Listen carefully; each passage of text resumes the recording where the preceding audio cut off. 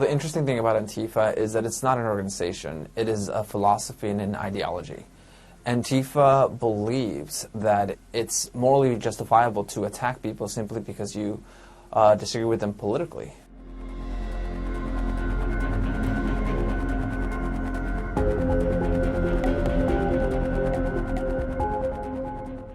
Within Antifa itself, there's a lot of different groups that you'll find. A lot of the members may do it for animal rights or for anti-capitalism, pro-socialism. Personally, when I was in Antifa, a lot of the activism I did was for animal rights. But once they come together in the black bloc and behind the black mask, they kind of forget all that. They go for that common goal of silencing whatever their opposition at the moment is. And oftentimes we've seen them silence people simply for political disagreements.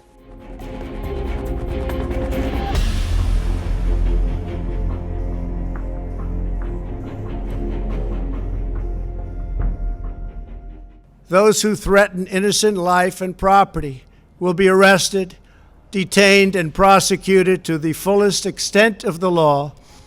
This includes Antifa and others who are leading instigators of this violence. In summer of 2018, I wrote a piece for the Wall Street Journal about the 5-week occupation and siege of the Immigration and Customs Enforcement facility in Portland.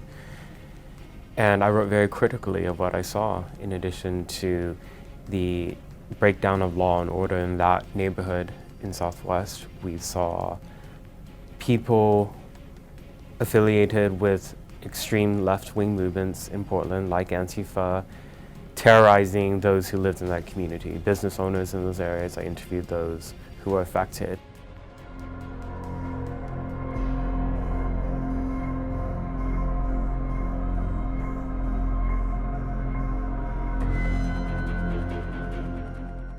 Things became violent when Antifa amassed at the Cider Riot pub in Northeast Portland for their after party. One of the masked militants, a patron from the pub, ran from the property directly to me and sprayed me with a chemical that blinded me and burnt my skin on my face.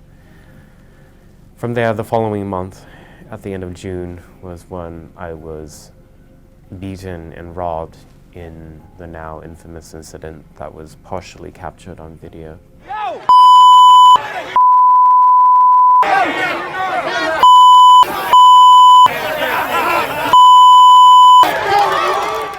This park right here to the left is where Antifa frequently gathers and meets. On the 29th of June, this whole street had been shut down in an unlawful demonstration by masked Antifa militants and their allies with the Democratic Socialists of America. Before I got to the front of the crowd, probably right around here, because I remember this building with these two iconic sculptures, somebody or something hit me hard on the back of my head and knocked me forward. And before I could even catch my footing, then the punches came from every direction, and all I saw were fists and people dressed in black, people wearing masks. I remember trying to block my face, and they just kept hitting the back of my head and the top of my head when I thought it was over. Then next came this hailstorm of milkshakes, eggs, and other hard objects. I was drenched head to toe, I was bleeding, my earlobe was ripped, my eyes were swelling with blood. I just kept walking, thinking at any point police are going to come and help me. They never did. The city has had, by this point, years of protests that turn into riots, and they still have not learned from any of the mistakes of the past.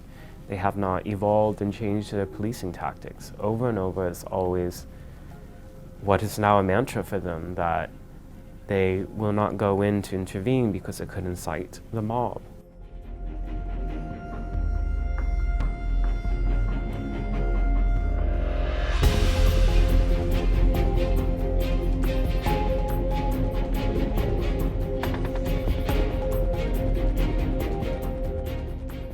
Such senseless acts of anarchy are not exercises of First Amendment rights. They are crimes designed to terrify fellow citizens and intimidate communities.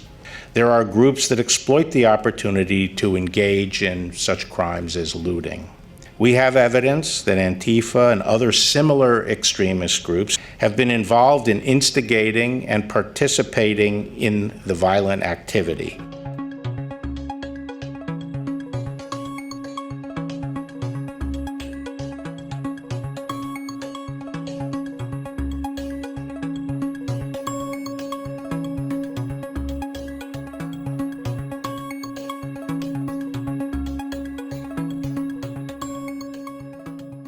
The first order of business is you have to cut off the wellspring where their ideology comes from.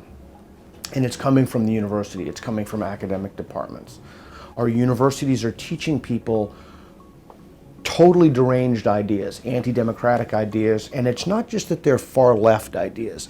They're ideas that are untethered to reality, dealing with race and gender and trans issues, for example, things that revolve around identity. They're teaching people these ideas.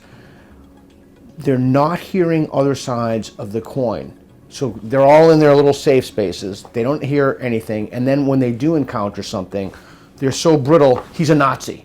He's got to be a Nazi. Punch him. We got to overthrow the fascists. It has to do with the fact that so many college administrators and college campuses that allow Antifa to work under their noses. We don't allow ISIS to recruit on college campuses, and we should not allow Antifa to do that either.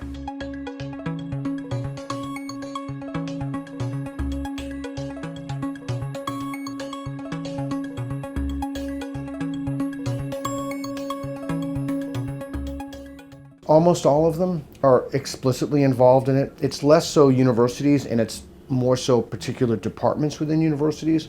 We call these grievance studies, departments that teach students to look for grievances everywhere. Racial grievances, gender grievances, any kind of perceived or historical injustice. But these are coming from very specific departments. The nucleation point would be women's studies, gender studies, anything with the word studies in it.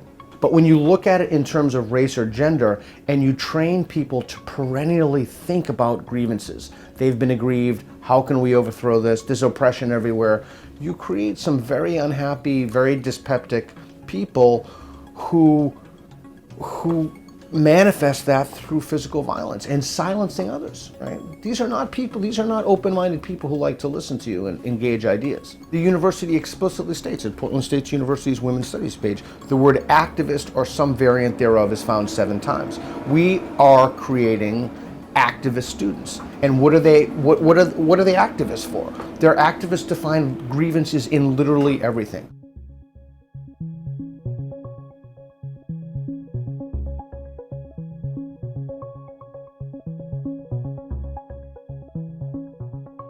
I don't really have any strong feelings towards them or against them.